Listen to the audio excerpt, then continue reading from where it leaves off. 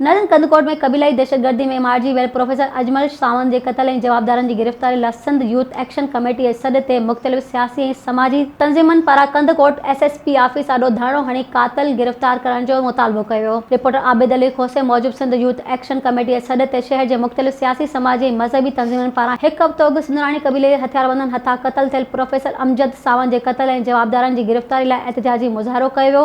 घंटा घोट चौक खां एसपी ऑफिस ताईं एहतिजाजी मुज़ाहिरो करे धरणो हयो। मुज़ाहिरनि में शरीक कारकुननि हथनि में बैनर जे प्ले कार्ड खणी सख़्त नारेबाज़ी कई। उन मौक़े ते अॻवाननि जो चवणु हो त सिंध में ऐं कंदकोट ज़िले में कबीलाई दहशतगर्दी में बेगुनाह माण्हुनि जो रतु वहायो पियो वञे।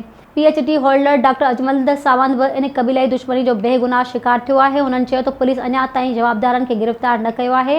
हुननि सिंध हुकूमत खां मुतालबो कयो त सिंध में कबीलाई दहशतगर्दी जे रोकथाम लाइ मुअसर क़दम खंया वञनि ऐं अजमल सावंत जे कातिलनि खे गिरफ़्तार कयो वञे। Soomro wallpapers and PVC panel shop 3D wallpapers की वसी रेंज जो आपके घर को बनाए आपके ख्वाबों की तरह खूबसूरत। बेहतरीन क्वालिटी के वॉलपेपर्स और सीलिंग्स बेनज़ीर कलर्स और डिजाइन्स में दस्तयाब हैं। हैदराबाद, लतीफाबाद, कासमाबाद, जामशोरो, मीरपुर खास के साथ सिंध के मुख्तलिफ शहरों में सर्विस मौजूद है। हर किस्म के 3D वॉलपेपर्स और सीलिंग्स लगवाने के लिए अभी राब्ता करें। कॉन्टैक्ट रांजन अली सोमरो। व्हाट्सएप 0333370786 03333702 516।